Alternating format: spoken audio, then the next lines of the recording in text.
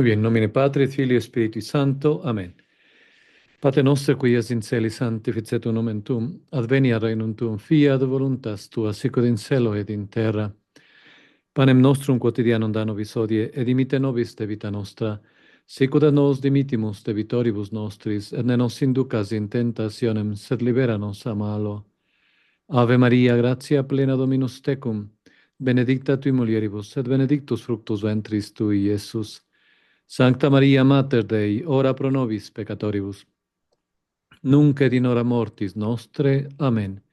Gloria Patri et Filio et Spiritui Sancto, sicut erat in principio, nunc et semper, et in saecula saeculorum. Amen. Sancte Micaele Arcangelo, defende nos in proelio, contra nequitiam et insidias diaboli esto presidium, impere dili Deus supplices deprecamur, tuque princeps militias celestis, Satana maliosque spiritus malignos, cuia perditionem animarum perpagantur in mundo, divina virtude in inferno detrude. Amen. In nomine Patri et Filio et Spiritui Santo. Amén. Muy bien, bienvenidos. Vamos a dar paso al tema de esta noche, apostar por la muerte. Entramos en el periodo más fuerte de la Iglesia, la Cuaresma, este periodo que nos hace una invitación urgente, siempre lo ha hecho la Iglesia, a una visión introspectiva de nuestra realidad y a ver si conformamos la nuestra a la de Cristo. Pues esta noche vamos a topar un tema que es muy importante y voy a empezar con el aguafiestas. Pues vamos por mal camino y es que de esta aventura llamada vida nadie va a salir vivo. Nacemos ya perdidos, desde la cuna nos convertimos en condenados a muerte, en una iglesia que ahora desconoce la institución de la gracia. No me tomen por un doctor, soy tan solo uno más que se hace en voz alta las preguntas que otros se hacen en voz baja. Trato de salvarme afirmándome al único oficio que Dios me ha dado y que consiste no en enseñar, sino en informar, no en demostrar, sino en contar. Y lo que vamos a tratar, no lo he escrito esta noche para parecer un buen cristiano, sino porque veo que en el ser cristiano hay un valor extremadamente positivo. Y si les puedo parecer un juez esta noche, no es así, sino que sigo siendo un acusado, simplemente estoy sentado al otro lado de la pantalla, que no se olvida de que lo es. Sería ridículo el que yo tratara de convertir a alguien de ustedes. Más bien, de lo que trato es de convertirme, que etimológicamente quiere decir volverme juntamente hacia algo, o mejor dicho, hacia alguien, que es Jesús. Tal vez lo que quisiera ser yo es como una bengala lanzada en la oscuridad, que gira en torno nuestro para señalar la existencia de un problema ocultado, apartado lejos, pese a ser que nos afecta muy de cerca.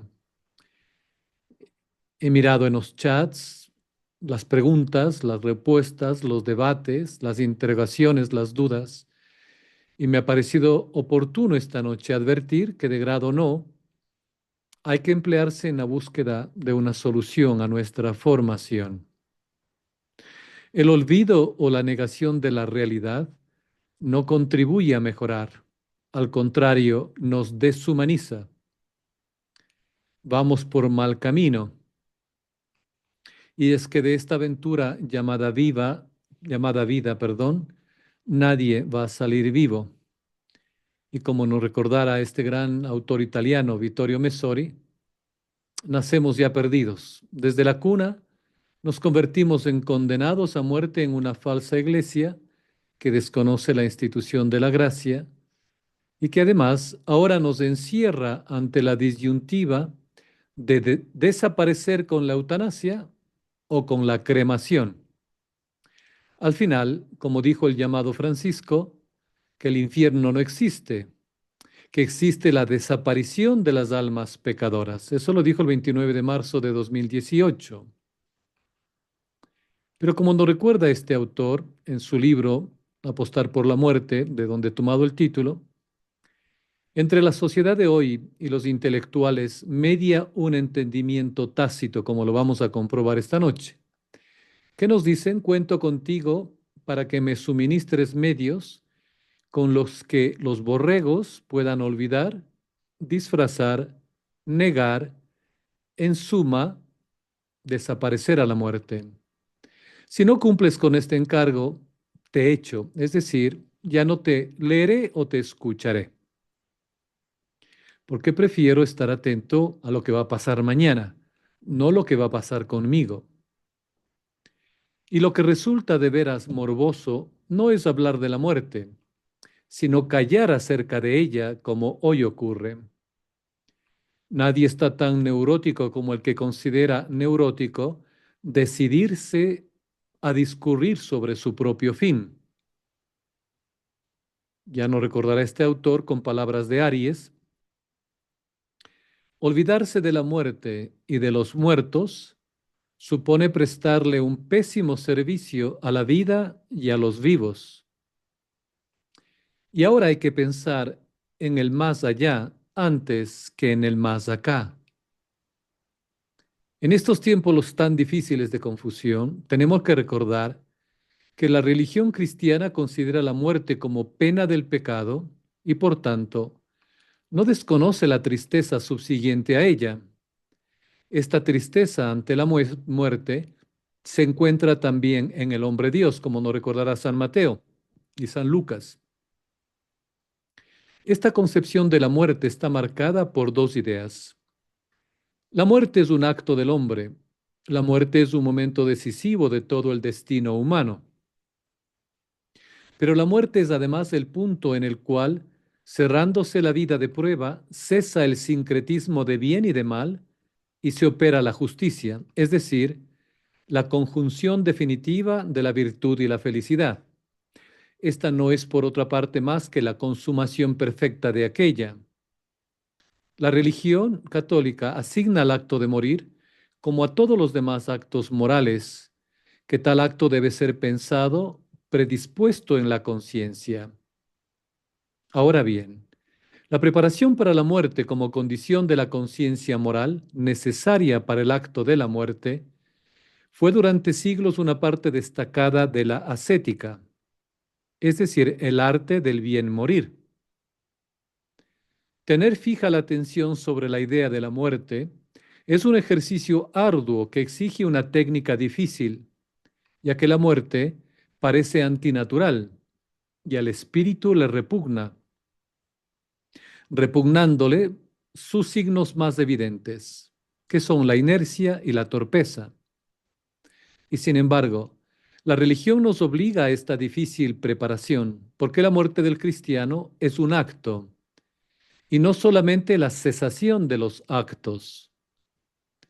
Hay muchas razones por las cuales la muerte pierde su carácter terrible a los ojos del creyente. La muerte del hombre Dios, el ejemplo de los santos, el mérito del consentimiento en el cual consiste el bien morir, o la esperanza del reino.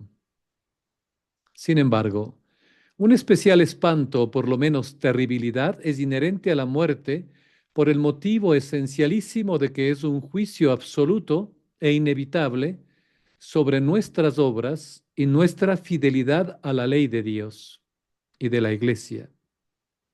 Justicia y misericordia en la muerte cristiana son algo que la Iglesia siempre lo ha enseñado. Pero ahora, la moderna teología tiende a identificar el momento de la muerte con el encuentro con el Cristo Salvador, evitando hablar del Cristo Juez.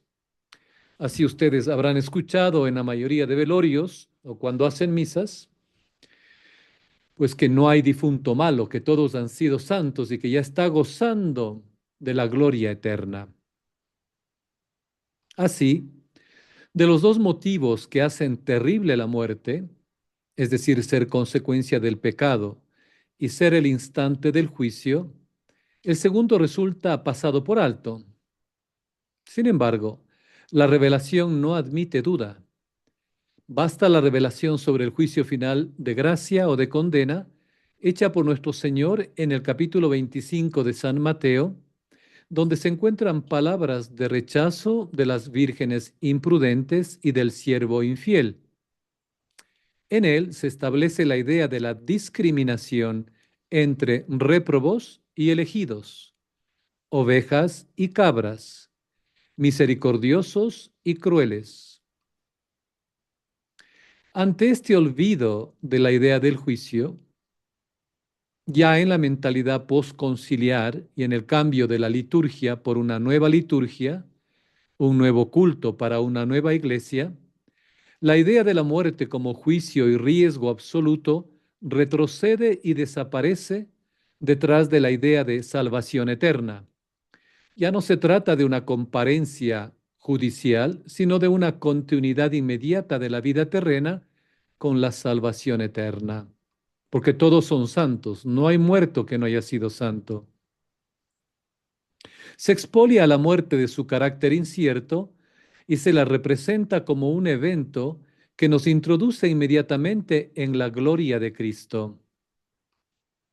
En resumen, los cuatro novísimos parecen reducidos a dos: muerte y paraíso. Dicho esto, yo recuerdo un episodio que se vivió en Estados Unidos cuando una esposa en una familia le siguió juicio a su esposo. Estamos hablando de hace unos 10 o 12 años. Le siguió juicio por un crimen de lesa humanidad. ¿Y cuál era este crimen tan espantoso del esposo? Él tuvo la desfachatez de llevarle a su hijo, que tenía unos 10, 12 años igual, a que esté junto a la cama de su abuela, es decir, la madre del padre, mientras ella recibía los últimos óleos, la extrema unción, y tuvo la gracia de verla morir. Para esta esposa, esto fue un acto de lesa humanidad. Desafortunadamente, ganó el juicio, porque ¿cómo se atrevió este padre a llevarle a tan horripilante crimen, según el veredicto que se dio a esta señora?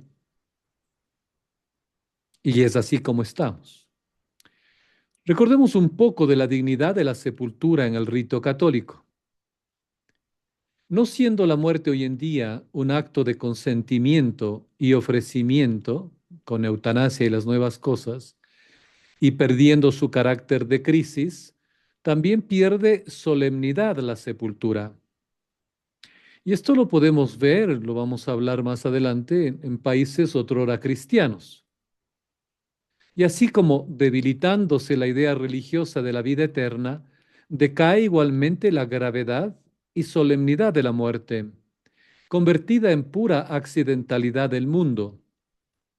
Los ritos y vestidos fúnebres deben igualmente decaer y dejar lugar a simples prácticas de levantamiento del cadáver. Nosotros en el viaje por más de 23 años, por varios países en el mundo, habíamos constatado esto, incluso en países que eran considerados realmente católicos. Por ejemplo, en Ecuador, el 87% se supone, según la última encuesta, según el último censo, que son católicos, o al menos se creen católicos. Pero el porcentaje de las personas que aceptan o adoptan la cremación es altísima. Y esto sucedió igual en ciertas diócesis como Polonia, que en contraposición a otros lugares, cuando toda la comunidad se reunía en torno al moribundo, continuaban durante días salmodias, oraciones, actos de piedad y de religión. Sin embargo, la muerte, considerada un acto decisivo y difícil, no se abandonaba al hombre solitario, lo que sucede hoy en la mayoría de nuestros países. Apenas muere, lo más fácil es acudir a la funeraria o a los servicios exequiales, a la empresa que se encarga de esto. Ellos, por un cómodo precio, le entregan al cadáver en un par de días, dependiendo de la situación, vestido, etiquetado y con una sonrisa que el muerto nunca ni siquiera tuvo en vida, perfumado, bien peinado, con el mejor traje. Entonces la familia no tiene nada que hacer, solo irse a esas casas oscuras de las funerarias, que parecen realmente templos vergonzosos, ni siquiera templos, y ahí dedicarse por un día, si es que a lo sumo, a contar chistes, a contar cosas graciosas, a hablar, a comer, tomar café, tomar alcohol, mientras esa alma se debate entre su destino eterno, rogando a alguien que le socorra con la oración. Polonia no era así, pero empezaron hace unos 7 años, como empezaron en nuestros países, con las grandes publicidades de lo fácil que era morir y tener ya todo con un plan pagado o prepagado incluso, dispuesto. Y en menos de un día, el muerto estaba quitado no solo del lugar donde falleció, sino de la vista de aquellos que tienen miedo a confrontarse con la realidad. Y esto ha cambiado, obviamente, como en Polonia, en muchos otros países cristianos, con el modernismo, el liberalismo y el comunismo.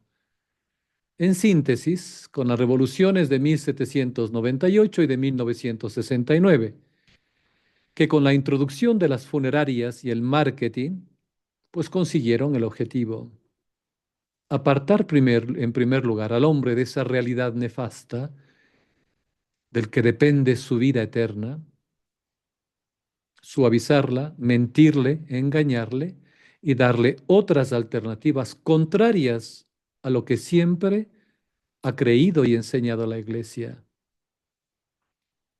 El admirable Ordo Commendationis Anime en la tradición, en el cual a la ternura y a la compunción se unen las más audaces esperanzas, acompañaba al agonizante en todo momento con súplicas a Dios, con invocaciones a los ángeles y a los santos, y con intimidaciones al maligno.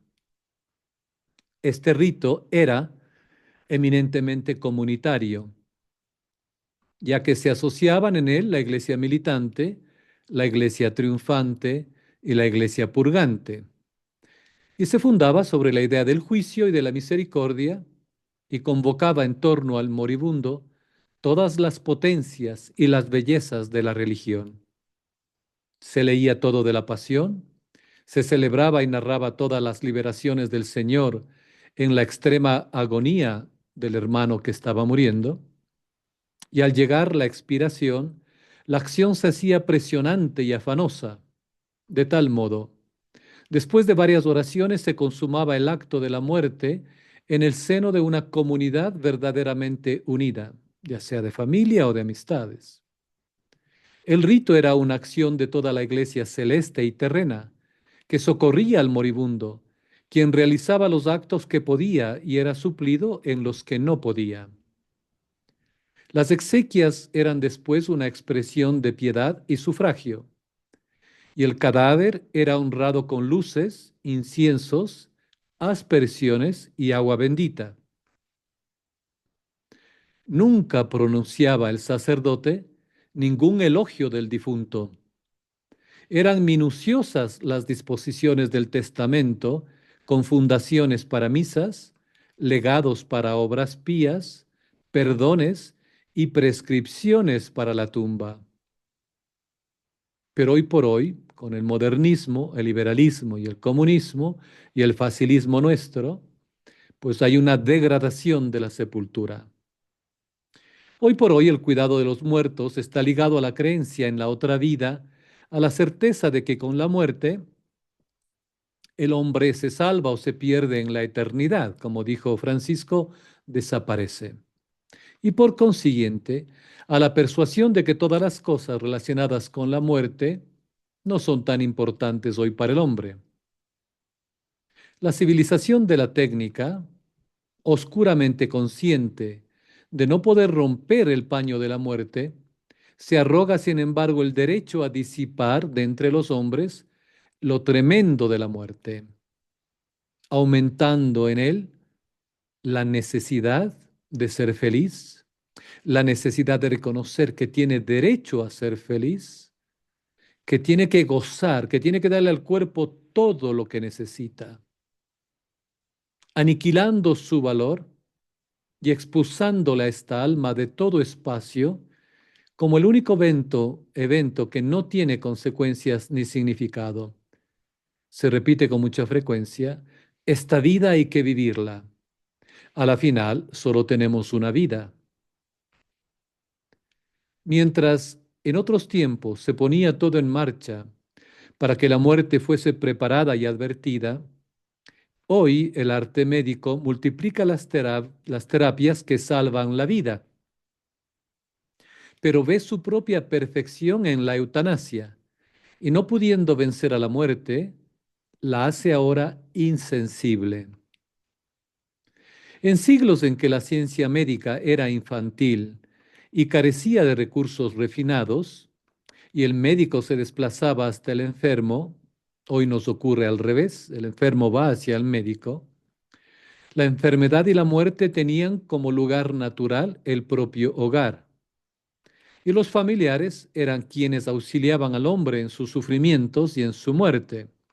Recordarán, o al menos yo recuerdo, en algunos tiempos de mis abuelos, el funeral era en la casa de los padres, donde el cuerpo estaba expuesto por 3 días, donde era constante la oración. Yo recuerdo que mi abuelo materno resucitó 3 veces. Bueno, no sé si llamarle resucitó, pero él Se creo que sentó son por ataques tres de veces durante eclampsia, algo sus así le tres llaman, no días. recuerdo bien hoy. Hoy hay mucha gente que por la premura del entierro, obviamente por las funerarias, porque si no nos cuesta más, no están realmente muertos y tienen que penar ya en el hoyo, ya en el hueco o ya con la cremación. Hoy, como exigencia de la prodigiosa diferenciación del arte médico, la enfermedad y la muerte se remiten al hospital, donde en tiempo solo entraban los desvalidos. La solicitud por los cadáveres, considerada obligación primaria de la piedad familiar, se remite a las funerarias. Han caído en desuso los ritos con que la Iglesia manifestaba la importancia otorgada al destino eterno, a la inmortalidad y a la resurrección. La familia, celebrada por la nueva teología como la Iglesia doméstica, ya no conoce ningún culto a los muertos, sino ahora es a la Santa Muerte. Antaño el hombre vivía su enfermedad en el seno de la familia, agonizaba en casa, moría en casa. Pero hoy apenas nos duele la cabeza, corremos a la farmacia o al médico y no podemos vivir sin una aspirina. Para recoger su último aliento, los parientes acudían desde lejos con prisa piadosa. El cadáver era compuesto junto con los sagrados penantes, adornado con flores y luces, velado sin descanso, noches enteras. A su lado se hablaba en voz baja, se rezaba el Santo Rosario. Hoy, los cadáveres son evacuados del hospital al tanatorio del hospital y de allí al tanatorio público, donde yacen promiscuamente, distinguidos por una ficha. Se ha abolido el levantamiento del cadáver de la casa obituaria hacia la iglesia y el campo santo. Y hoy, como está de moda, pues la eutanasia es más sencillo, porque la opción luego, y si no antes, porque no se necesita la eutanasia, mucha gente está optando por la cremación. Y la iglesia también ha adoptado esta opción. Yo conozco varias iglesias, obviamente de esta antiiglesia, donde tienen dentro de sus templos lugares que llaman eh, criptas guadalupanas, porque les ponen unos nombres para que la gente se interese, ¿no? Los nichos guadalupanos, burlándose de la Santísima Virgen. Y claro, tiene que comprar el fiel ese lugar que luego del cuerpo ser quemado va a descansar, según ellos, en esa cripta. Entonces, esta situación no solo es del mundo pagano, está en la iglesia. Y dicho esto, tenemos que recordar que en absolutamente ninguna creencia, aparte del cristianismo, se encuentra claramente que los cuerpos resurjan un día retomando el hilo de la identidad de la persona reconstruida completamente el día del juicio final. Hace falta cuidar de los cuerpos en cuanto que fueron compañía del alma en las obras buenas o malas de la vida, y sobre todo porque después de haber integrado en el curso terreno la persona humana, volverán a integrarla en la resurrección final, de la que es causa Cristo con su propia resurrección. Esta verdad tan hostil a la razón es el punto crucial del sistema católico. Y para alimentar la fe en ella, la Iglesia, incluso habiendo variedad de sepulturas, desde las interiores en las iglesias, que es una costumbre que comenzó con los mártires, hasta las de los espacios sagrados alrededor de ellas, rechazó siempre, sin embargo, la incineración de los cadáveres, cosa que ahora es aceptado. En la muerte, el hombre ya no existe, pero el cuerpo, que fue hombre o mujer y será hombre o mujer en la resurrección final, es digno de respeto y de cuidado. La antiquísima y jamás abandonada costumbre de enterrar a los muertos deriva de la idea evangélica y paulina de la semilla enterrada y del cuerpo que se siembra corruptible y resurge inmortal. Primera de Corintios, capítulo 15. La sepultura imitaba sobre todo la sepultura de Cristo. Una religión como la católica, en la cual toda la realidad es un signo, no podía desconocer que la cremación de los cadáveres es un antisigno de la resurrección, ya que ciertamente le roba todo el simbolismo de la inhumación y priva de significado incluso a los mismos admirables vocablos encontrados por los primeros cristianos. Cementerio, es decir, dormitorio. Camposanto, es decir, lugar consagrado a Dios. Deposición, no en el sentido físico de poner bajo tierra, sino en el sentido legal por el cual el cadáver, que recuerden es cara data vernibus de latín, carne para los gusanos, es dejado en depósito que se restituirá el día de la resurrección. Estos valores simbólicos parecieron tan poderosos que la Iglesia los hizo pasar a valores dogmáticos. Es decir, si ustedes no creen, pues no son católicos. Hacer incinerar el propio cadáver se consideró comúnmente un signo de incredulidad, es decir, de los paganos. Es una gran obra de misericordia orar, ofrecer limosnas, sacrificios, misas e indulgencias por los fieles difuntos, y no debemos apartarlos de nuestra memoria ni en espíritu. No está bien, ni es cristiano que se quemen los cuerpos. Eso es cosa de culturas paganas y ateas. La tradición católica es la inhumación, que significa inhumos, es decir, en la tierra, o sea, el enterramiento en una tumba, del tipo que sea. Podemos recordar, por ejemplo, a Abraham cuando enterró a su esposa Sara en una cueva comprada a los hititas en el país cananeo, Génesis capítulo 23, y en San Mateo capítulo 27. También en el relato de la sepultura de Jesús al atardecer, vino un hombre rico de Arimatea llamado José, que se había hecho también discípulo de Jesús. Se presentó a Pilato y pidió el cuerpo de Jesús. Entonces Pilato dio orden de que se le entregase.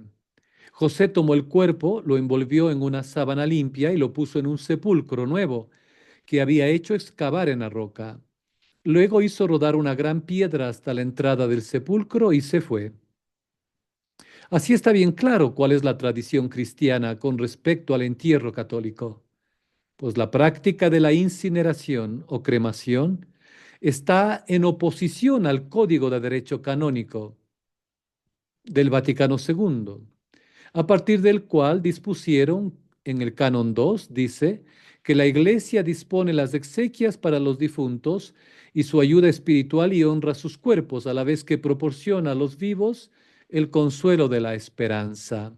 En el Canon 3, la Iglesia aconseja vivamente que se conserve la piadosa costumbre de sepultar el cadáver de los difuntos. Sin embargo, no prohíbe la cremación a no ser que haya sido elegida por razones contrarias a la doctrina cristiana.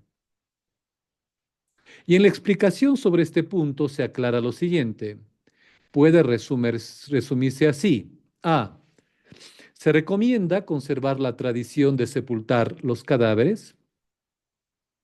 La Iglesia prefiere la inhumación, que expresa mejor la fe en la resurrección y la honra del cuerpo, pero no siempre fue así. Esto surge con el Concilio Vaticano II. En el Código de Derecho Canónico, en el canon número 1176 del 2 de marzo de 1983, estaba esto. Ahora bien, en este punto estamos ante unas leyes canónicas ambiguas que sirven tanto para católicos como para protestantes, y como resultado, la mayoría del pueblo se está acogiendo al canon 3 de la incineración o cremación, que les es más cómodo por diferentes motivos, materialistas, personales y de fe desviada, no solo para los fieles cristianos, sino también para muchos sacerdotes y jerarquía, que ha sido contaminada y deformada con herejías protestantes.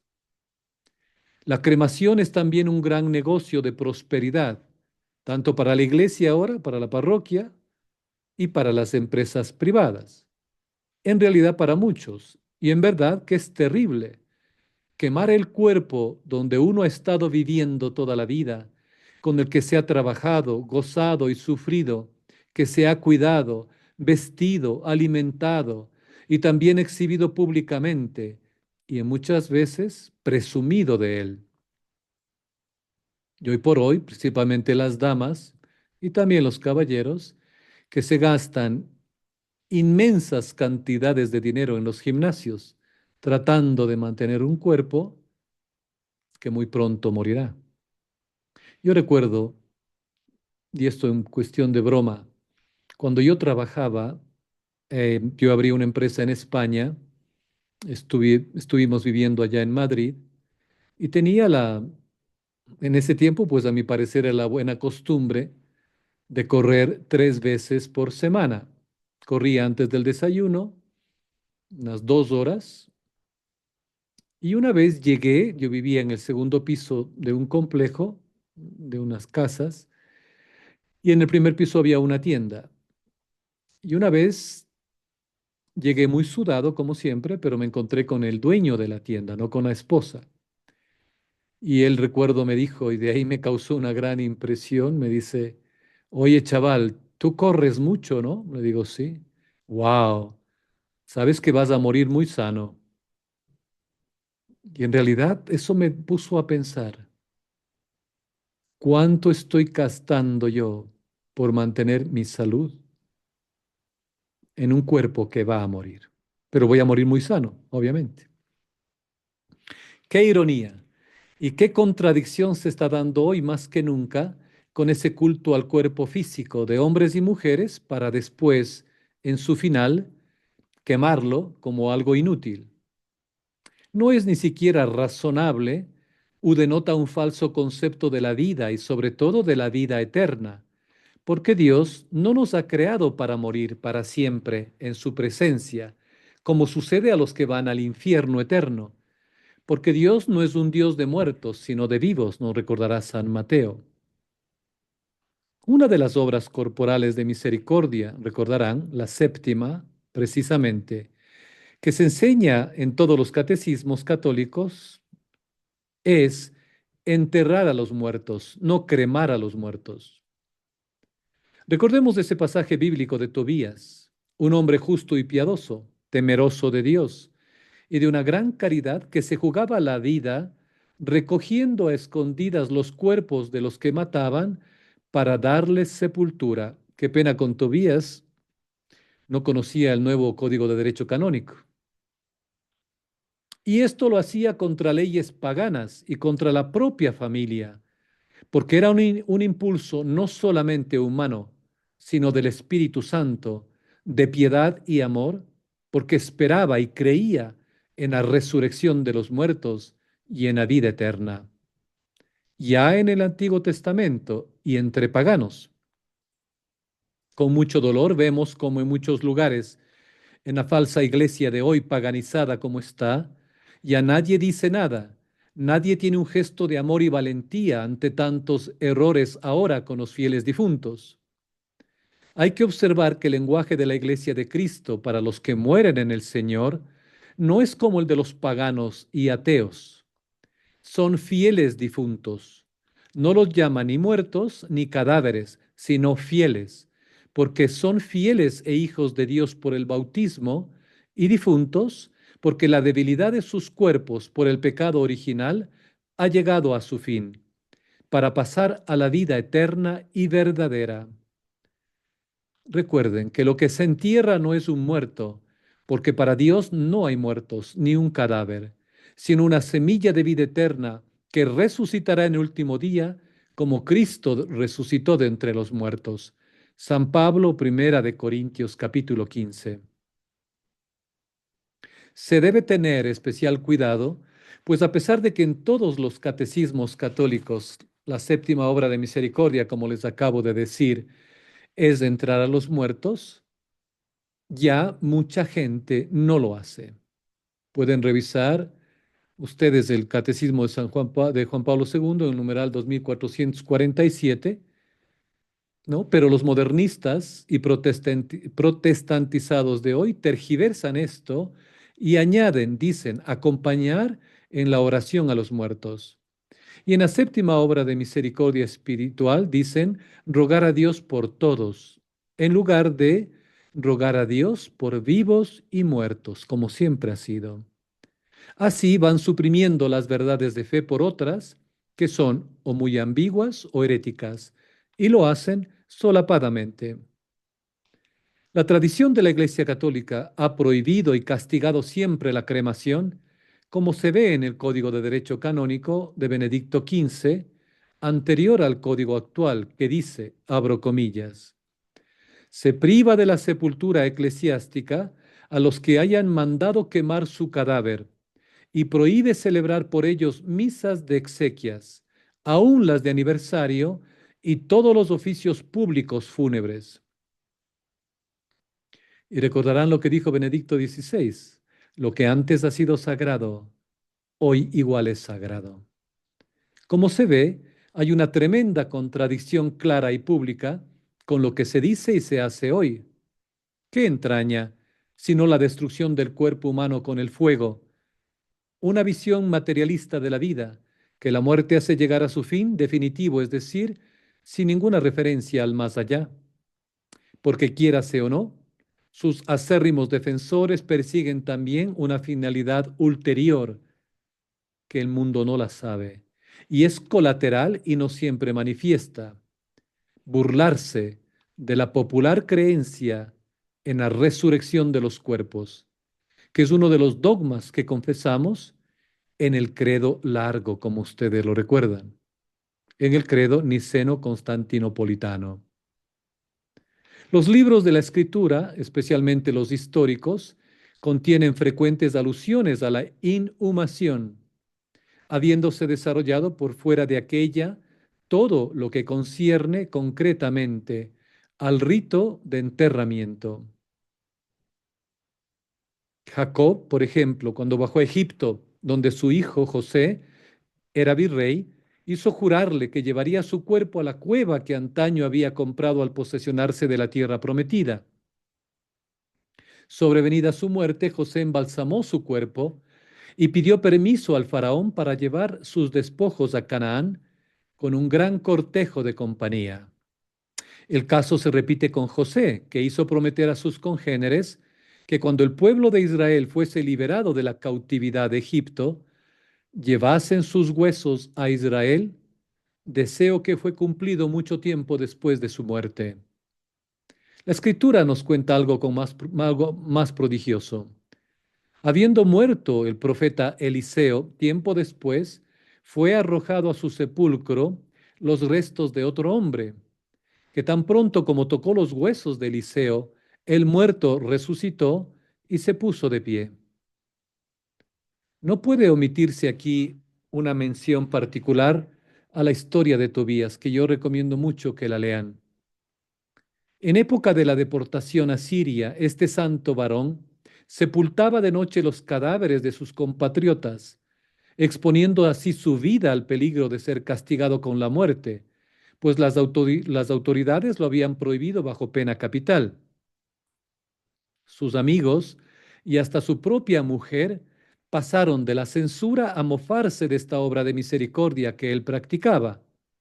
En efecto, le reprocharon la inanidad de sus desvelos, pues vino a quedarse ciego cuando un día, habiendo caído rendido de sueño por la fatiga de un entierro, cayó en sus ojos estiércol de golondrina de un nido, viéndose así quedado ciego. Sin embargo, tiempo después se le aparece el arcángel San Rafael y entre otras cosas le dice: cuando tú orabas con lágrimas y enterrabas a los muertos y te levantabas de la mesa a medio comer y escondías de día los cadáveres en tu casa y los enterrabas de noche, yo presentaba al Señor tus oraciones.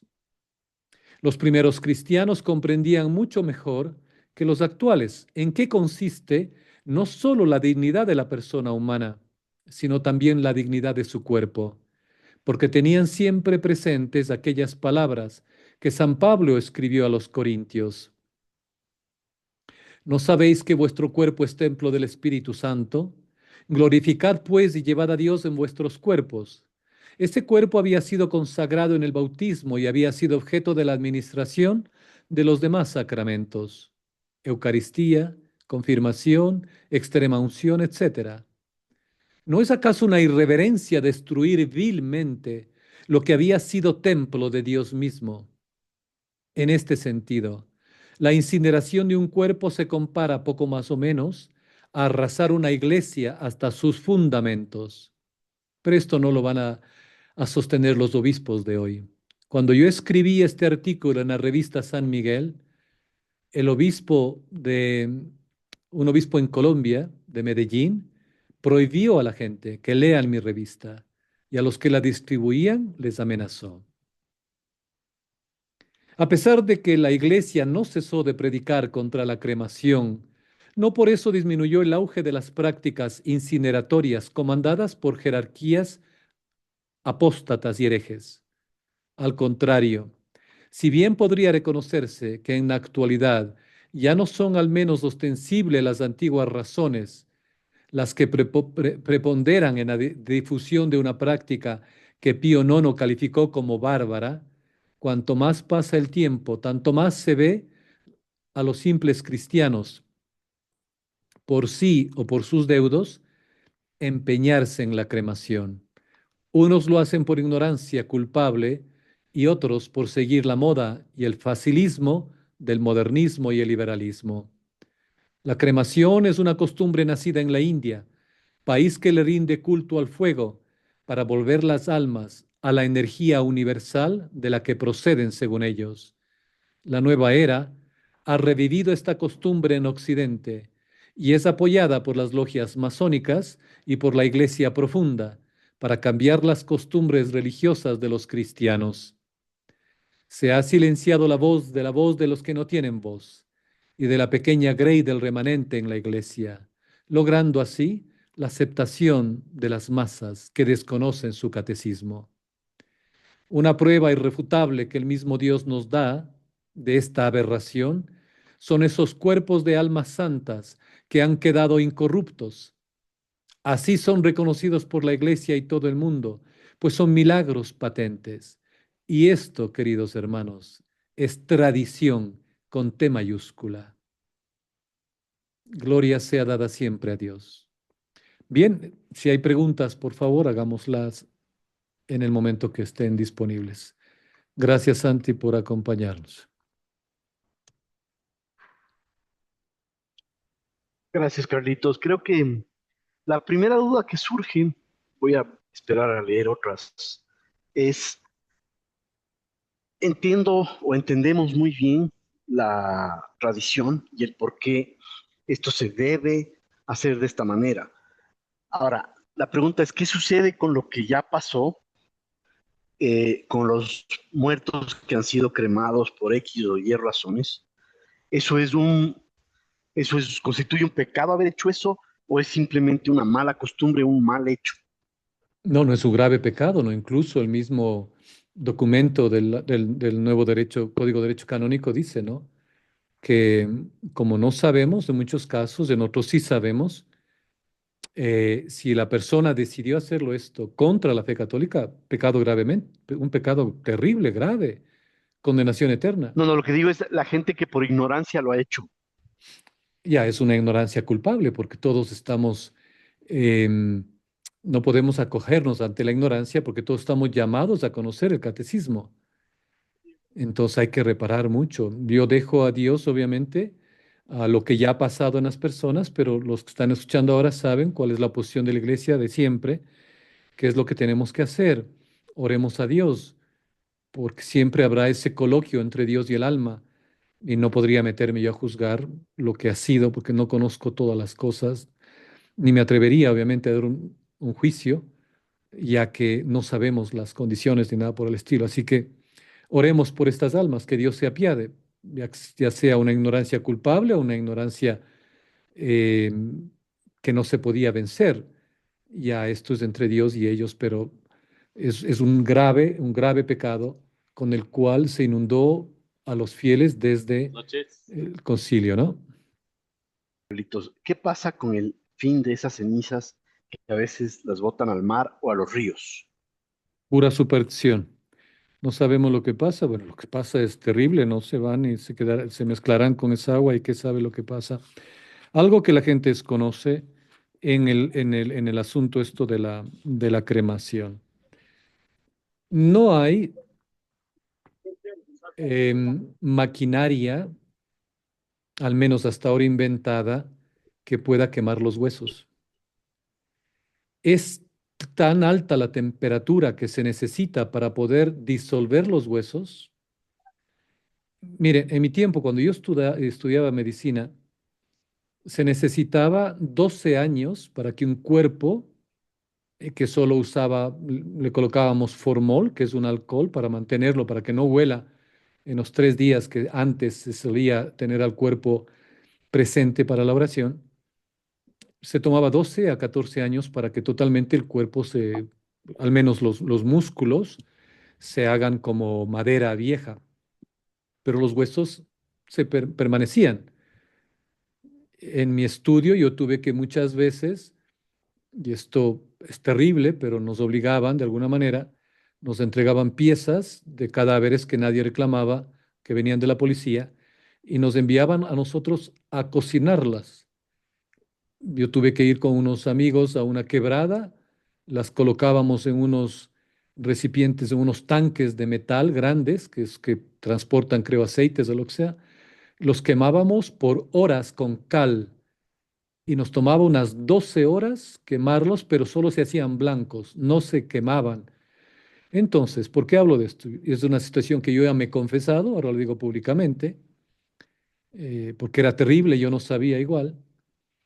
Y en los crematorios, la gente no conoce que lo que se quema cuando le pasan al cadáver es la caja, lo que esté cubierto, la caja adentro, la ropa del difunto, alguna de la piel y nada más. El resto se lo tritura y se lo bota. Vean ustedes testimonios de varios fieles en Estados Unidos, particularmente en Nueva York, donde todo eso se está botando, se está usando para el agua, incluso se está usando estos restos ahora de estas fábricas de cremación para cultivos, porque no se, y los huesos se los tritura, porque no hay otra forma de eliminar. Entonces, lo que la gente cree que recibe en estas cenizas no es el cuerpo de la persona. Son, ya le repito, los restos de la caja, de la ropa y nada más. Y creen ellos que, y con las aberraciones de hoy, que tienen cenizas plantadas en los árboles de las casas, o les compran esos lujosos, entre comillas, campos santos, que de santos no tienen nada, les ponen debajo de un árbol, ¿no? No reciben nada, es imposible. Ahora lo que han inventado es un sistema similar a esto, ya no con fuego, sino con presión de agua. Lo que están haciendo es lo mismo, simplemente es más fácil erradicar, es decir, de salirse de de los restos y botarlos, obviamente, para lo que están utilizando, para cultivos y para el agua. Es terrible, es que no solo es inhumano, es diabólico. Y tiene tanta lógica lo que usted dice, Carlitos, porque las osamentas humanas que se encuentran de culturas anteriores aparecen los huesos después de 1500 años. Ujú. Nosotros tuvimos un caso de una osamenta que se encontró en un cultivo de papas y obviamente fuimos a dejar el cráneo que se encontró porque lo habíamos desenterrado sin ganas en un camposanto. Pero claro, tenía 1500 años de historia y no se Ya, había acabado de así dañar. O es. sea que es totalmente cierto. Sí, pero y eso es todo esto es una obra teatral, ¿no? Que incluso recuerdo hay una película con un autor que hizo eso, esa película de Volviendo al Futuro. Le hace una película católica, dicen, que él se va, creo que a Medjugorje, sufre una conversión, luego creo que alguien muere, su esposa o alguien le quema y luego bota las cenizas en el mar. Y claro, dicen es una película católica, todo es sentimentalismo, mentira y aberraciones lo que hacen. Claro, la gente como ve qué lindo, cómo le botó, cómo le quería la esposa, botó las cenizas al mar. Ya es ahora tradición con T minúscula. Y la gente quema y bota en el mar, en los árboles, donde sea, ¿no? Recuerden que también hay un pasaje en uno de los profetas, no recuerdo si es el profeta Oseas, que el Señor dice, no pasarás a tus hijos por el fuego. La cremación no es cristiana. Rueguen a Dios que en las situaciones que estamos viviendo tengamos la gracia, por eso siempre pidan, la gracia de una santa muerte. Y esto incluye obviamente la obra grande de caridad que alguien hará con nosotros, ya sea familiares o amistades, de tener una sepultura cristiana.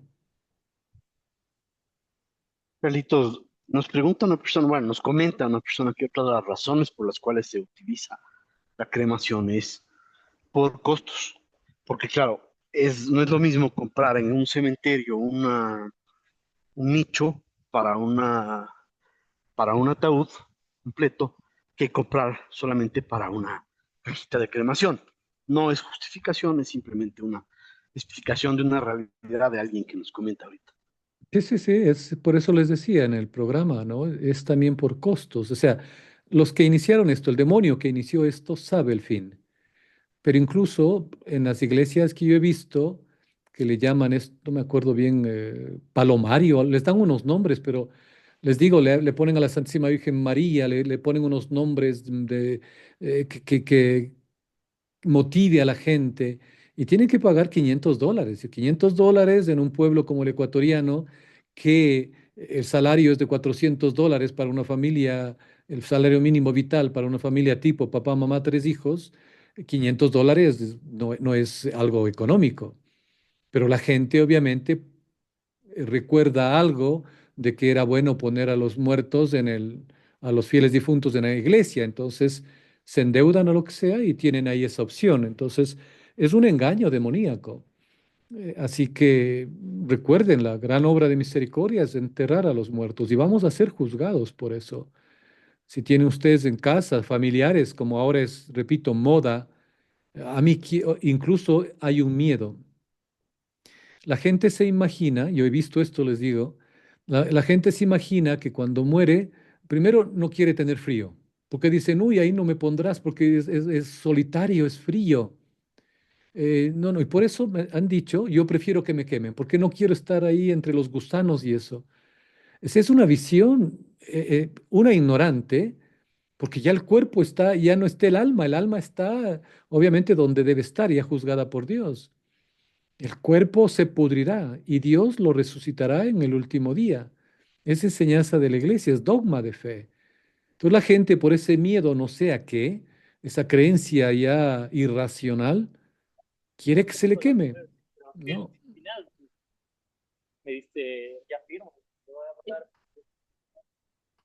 Carlitos, ¿qué sí, hacer, por ejemplo, ante las supuestas emergencias sanitarias donde cuando una persona fallece, pasó mucho en la época de la falsa pandemia, que cuando una persona moría, el cadáver le entregaban cremado sin preguntarle ni darle opción, simplemente es lo que es y punto. claro. Son situaciones extraordinarias que, como digo, Dios sabe esas cosas. No ha sido, porque recuerden que un acto moralmente, para que sea bueno o malo, tiene que estar, tiene que intervenir la voluntad. Si en este caso, una persona, como en el caso que conocíamos, pues de esta situación, fue llevada al hospital, ya nunca salió y les entregan a ustedes un frasquito que dice que ahí está, que sabemos que no está, por lo que acabo de decirles, no pueden quemar eso. Es una farsa hacer todo lo que sea posible para tratar de recuperar el cuerpo, que es muy difícil porque o lo trituran o lo llevan enseguida a donde hacen eso, va a ser muy difícil. Entonces lo que nos queda es rogar a Dios, rezar por esa alma, porque lo que tenemos que rezar es por el alma, el cuerpo ya Dios dispondrá de eso y Él sabrá cómo al final del día recupera todo, que para Él nada es imposible, ¿no? Recuerden ese capítulo, creo que es en el libro de los Macabeos, cuando el Señor les da carne a esos huesos y revive a las personas. Entonces, no se preocupen de lo que va a pasar con el cuerpo, que al final es carne de gusano.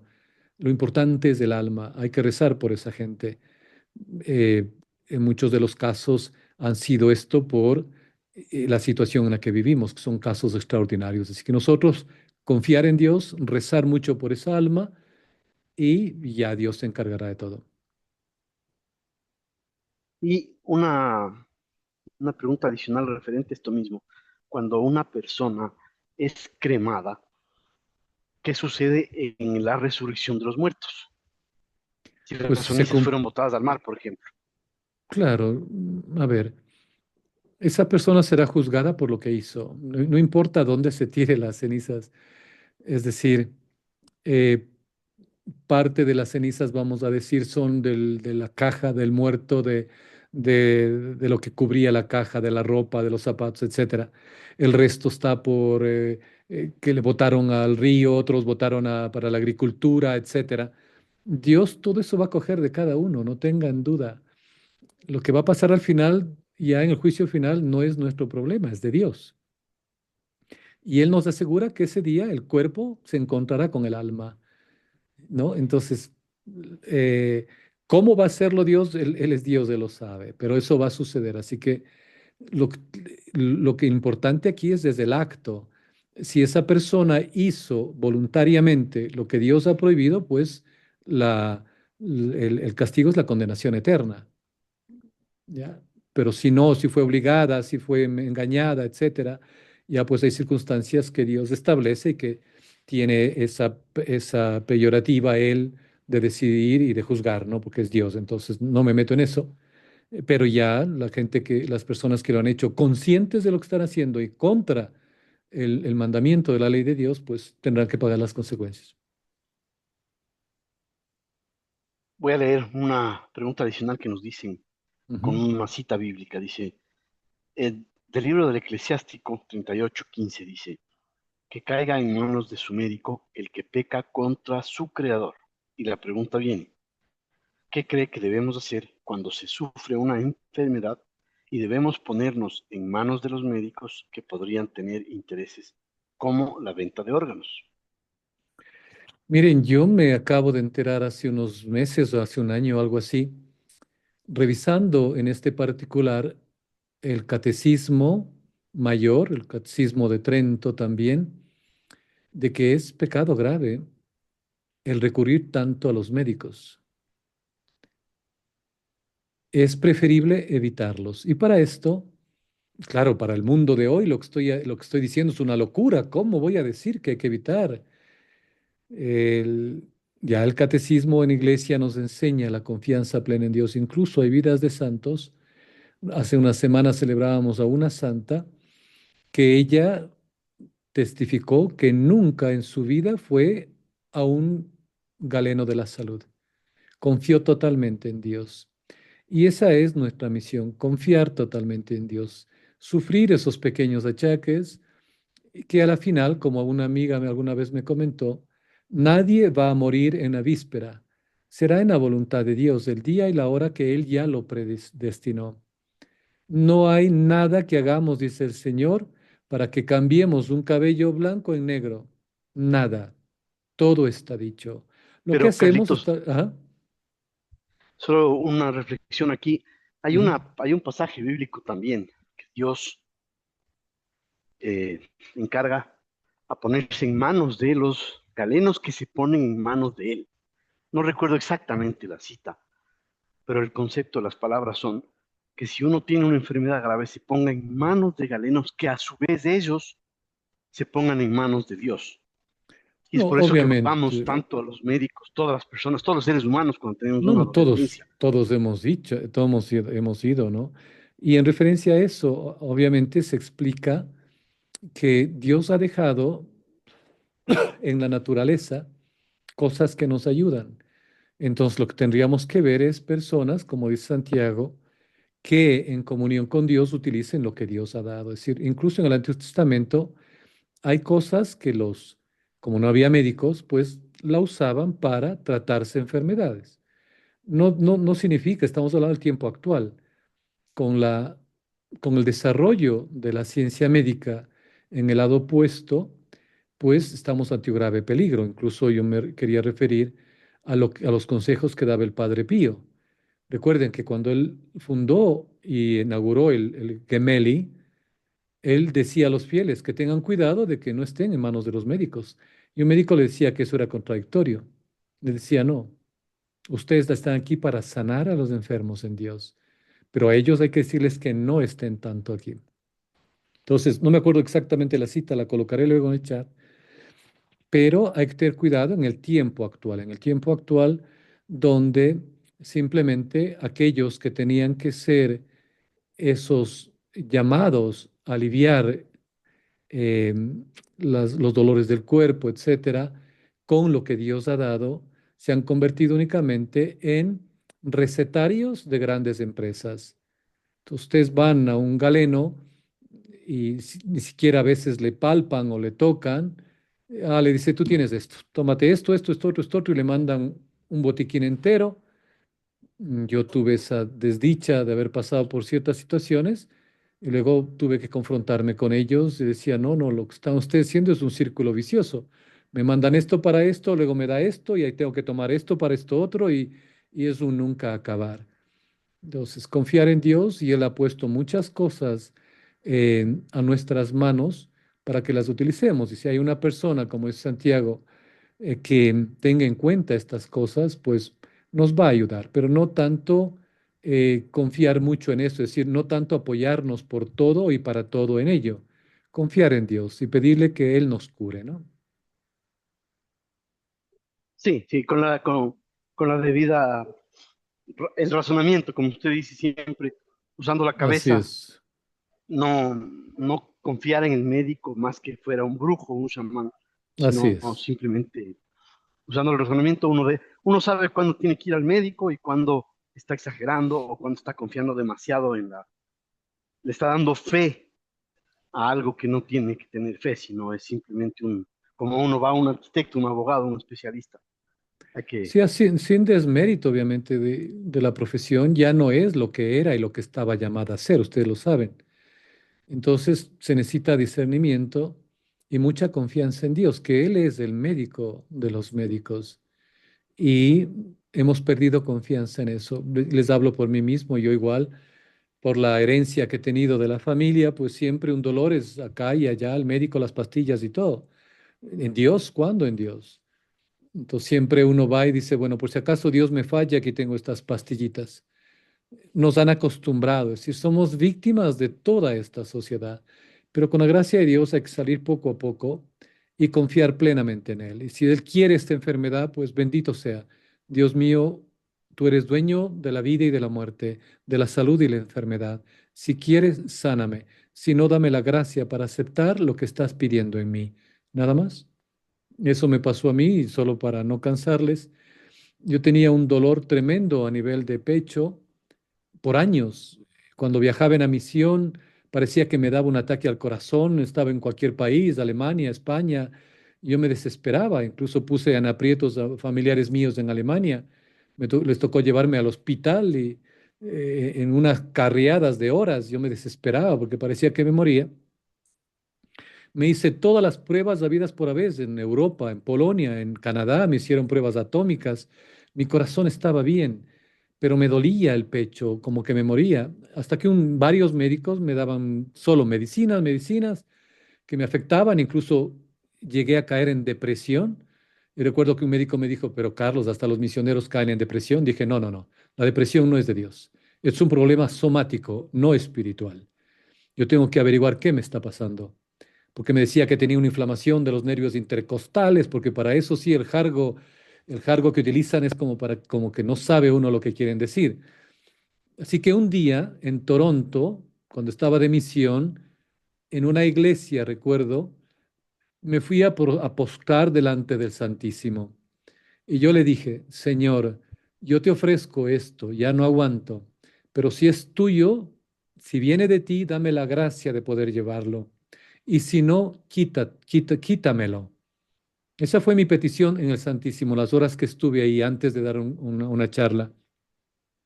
A la tarde, una amiga que creo que me está escuchando, que sabe ver este programa, de Guayaquil, Sonia, ella, sabiéndolo o no, me envía un video de una doctora española en Barcelona que tenía los mismos síntomas que yo, que a veces, créanme, yo conducía y tenía que bajar un momento porque me parecía que me iba a morir y escapaba a caerme físicamente, me faltaba la respiración, bueno, terrible, se me amortiguaba los labios, todo.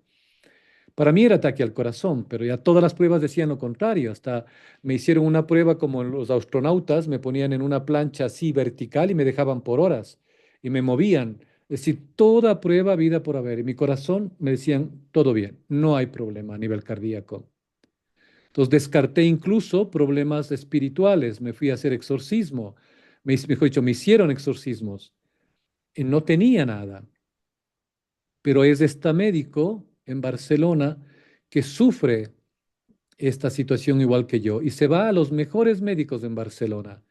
Y en Barcelona, por seguir ella la prescripción que le dan, le ocasionan diabetes tipo 2. Y ella, siendo una químico de profesión, empieza a investigar. Y lo que encuentra es que ella tenía deficiencia de minerales, particularmente el magnesio. Es una doctora famosa que acabó de fallecer el año anterior, más de 100 años. Vivió con su diabetes, pero descubre que su deficiencia era de magnesio y empieza a tomar magnesio y otros minerales. Y yo empiezo a tomar magnesio y mi compostura, como se llame en castellano, fue 180 grados, cambió, el dolor desapareció, todo lo que tenía desapareció por completo. Y yo fui, tanto en Toronto como en Ecuador, a las clínicas que yo fui a decirles, ustedes me hicieron tanta cantidad de examen y solo me envenenaban con medicinas. No pudieron pensar lógicamente hacerle un examen a este señor de algo básico, minerales, sino que se rigen únicamente a escribir prescripciones con los efectos secundarios que eso ocasiona. Yo me acuerdo en Toronto igual a mi médico, porque en Canadá tenemos médico personal, no podemos ir a cualquier clínica, tenemos que ir al médico personal, la de familia, y él nos manda a otras clínicas. Él me mandaba medicina y yo averigüé, empecé ahí a averiguar, y el efecto secundario de una medicina particular que me decía que me iba a quitar todo este dolor, producía y había producido, lo decía la empresa que fabricaba esto, no lo digo porque nos pueden suprimir, decía que el efecto secundario en Estados Unidos había sido ataque al corazón. Entonces le puse ese, le imprimí, le llevé al médico y ¿saben qué me contestó este médico de unos 75 años? Ya un médico que se supone tiene algo de experiencia. Ah, me dijo, pero Carlos, no se preocupe, esto pasa solo en los Estados Unidos. Me quedé frío. O sea, claro, esta pastilla hace efecto esto que dice la empresa que fabrica, pero solo en Estados Unidos. Canadá no. Entonces, mi problema era falta de magnesio. Tenía y a veces me da eso, una deficiencia de magnesio. Como los alimentos hoy por hoy ya no producen, ya no tienen los minerales, las riquezas que tenían antes, nuestro cuerpo está sufriendo de muchas cosas que se pueden tratar con cosas básicas, como son los minerales, potasio, magnesio, que ya no tienen ni los vegetales, ni la carne, ni las proteínas. Entonces, esto les cuento es porque para que miremos, si roguemos a Dios. Dios escuchó mis gemidos y me puso este video de esta doctora que me ha ayudado mucho. Entonces, perdonen que me extendí, pero ojalá No, esto no, sirva Carlito, está para muy que... bien. El ejemplo es excelente y es la diferencia es un médico que se entrega a Dios y Ujú. un médico que no se entrega a Dios. Así A es. la persona que nos dio la cita bíblica, gracias, Eclesiástico 38, dice, honra al médico porque lo necesitas, porque el Ujú. Altísimo es el que lo ha hecho. Básicamente, lo que... Obviamente honrar al médico, pero ante todo confiemos y honremos a Dios en todo, ¿no? Terrible. Sí. Sí, Bien, sí. entonces creo que nos hemos pasado, Eso es, no gracias, quiero... Carlitos. Ya creo que se nos pasó, se nos pasó el tiempo. Poquito, pero Bien. valió la pena. Bueno, que Dios les bendiga, oremos unos por otros y adelante. Estamos por empezar este gran periodo Gracias, Carlitos. fuerte Una de buena nuestra noche para fe, usted así que y nos vemos, si igualmente. Dios quiere, el próximo lunes. Hasta pronto, que Dios les bendiga.